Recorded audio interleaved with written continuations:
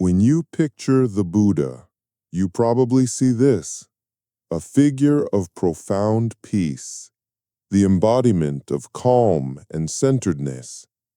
His teachings, we imagine, are about finding that quiet place within ourselves, breathing and letting go. But what if I told you that this same man of peace also described, in vivid detail, 6 different dimensions of reality?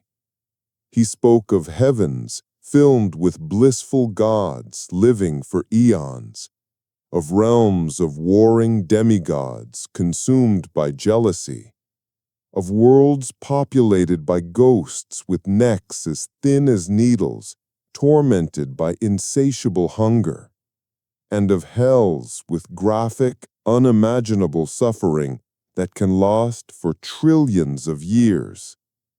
This doesn't sound like a simple wellness philosophy. It sounds like a cosmic horror story. Why would the ultimate teacher of inner peace spend so much time describing these fantastical realms? Was he speaking literally about the afterlife? Or was he giving us something else entirely? A powerful secret map of the human mind.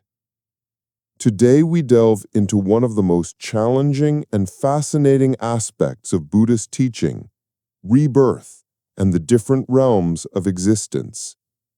In the Pali texts, the concept is called punabhava, which literally means again becoming.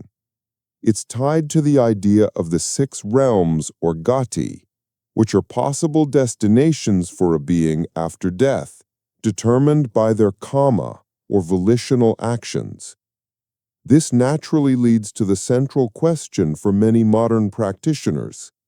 Are these real, literal places we go to when we die? Or are they profound metaphors for our psychological states we experience every single day? The truth is, within the vast landscape of Buddhism, you will find masters and traditions that support both views. And by exploring each, we uncover a teaching more practical and powerful than we might imagine. Let's first explore the literal interpretation, which is the classical understanding found throughout the Pali Canon and foundational to traditions like Theravada Buddhism. According to this view, the universe is a vast cyclical process called samsara. Beings, driven by ignorance and craving, are reborn within one of 6 primary realms: the heavenly realm of the devas, the conflict-ridden realm of the asuras, the precious human realm, the instinct-driven animal realm, the realm of the insatiably craving pretas or hungry ghosts, and the hells with graphic, unimaginable suffering that can last for trillions of years.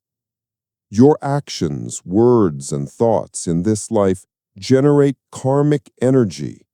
Wholesome, kind, and generous actions create the causes for a fortunate rebirth, perhaps in the human or deva realms.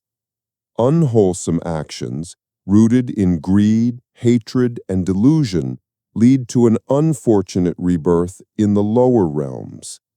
It is a cosmic system of natural cause and effect, where consciousness continues from one life to the next.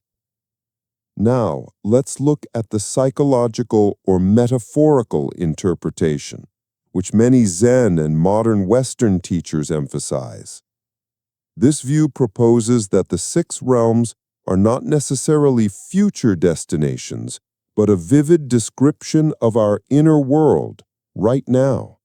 You have already been in every single one of these realms, perhaps even in the last 24 hours. The Deva realm? That's a moment of pure, blissful absorption, listening to beautiful music, lost in a creative flow, experiencing sensual pleasure. It's wonderful, but it's temporary. The Asura realm? That's the state of mind consumed by paranoia, jealousy, and competition. the feeling that you must fight to get what you deserve, seeing everyone else as a rival. The animal realm, that's when we operate on pure instinct, seeking comfort and avoiding pain without mindfulness, like when we mindlessly binge-watch a show or eat an entire bag of chips. The preta realm, this is the powerful experience of addiction. It's the desperate craving for something you believe will finally fill you up, but never does. And the naraka, or hell realm, this is the all-consuming inferno of intense rage, crippling despair, or unbearable guilt. When you're in this state, it feels eternal and inescapable. And the human realm? This is that precious balanced state of mind where mindfulness is possible. We aren't lost in bliss or consumed by rage. We have the ability to reflect, learn, and consciously choose a wiser course of action. It is the only realm from which liberation is truly possible. Think of the Buddhist teaching as a universal weather report. A weather report can give you a literal forecast. Based on the current atmospheric conditions, your karma, there is a high probability of thunderstorms tomorrow, an unfortunate rebirth. This is the literal view. It's a warning that helps you prepare for the long-term future. But the report also tells you the current weather. Warning, you are currently in the middle of a blinding blizzard, the hell realm of despair. This is the psychological view. It's a diagnosis of your present moment that allows you to seek immediate shelter and safety. Which report is more important? Both. The genius of the teaching is that it functions as both a long-term karmic forecast and an immediate psychological diagnosis.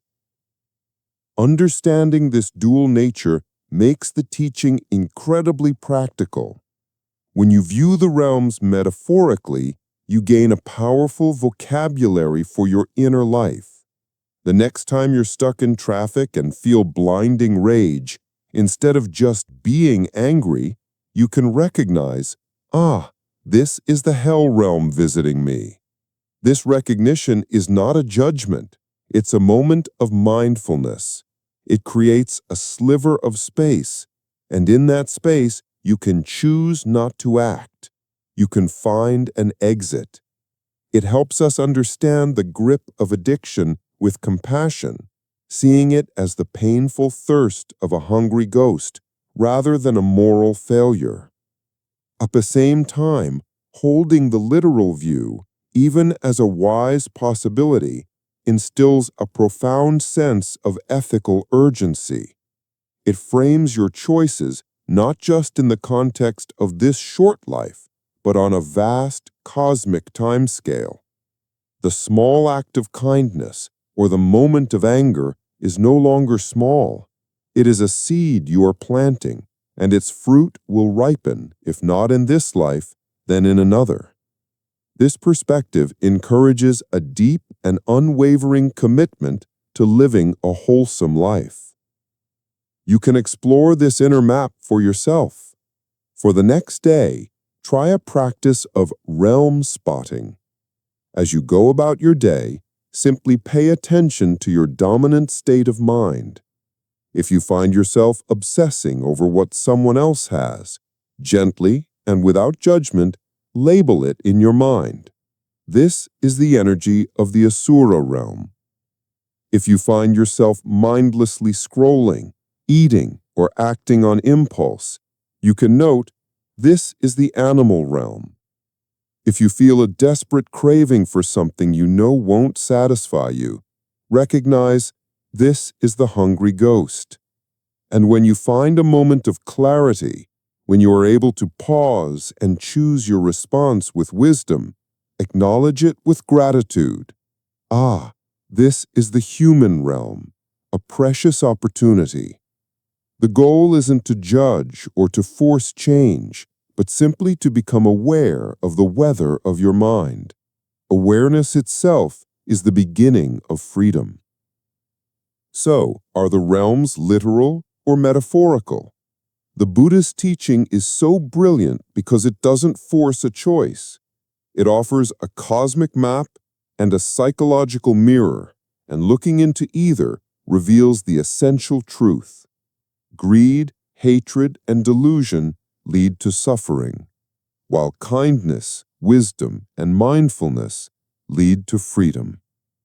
Whether you are working to ensure a fortunate rebirth in a future life, or simply trying to find your way out of the hell realm of anger in the next 5 minutes, the path is exactly the same.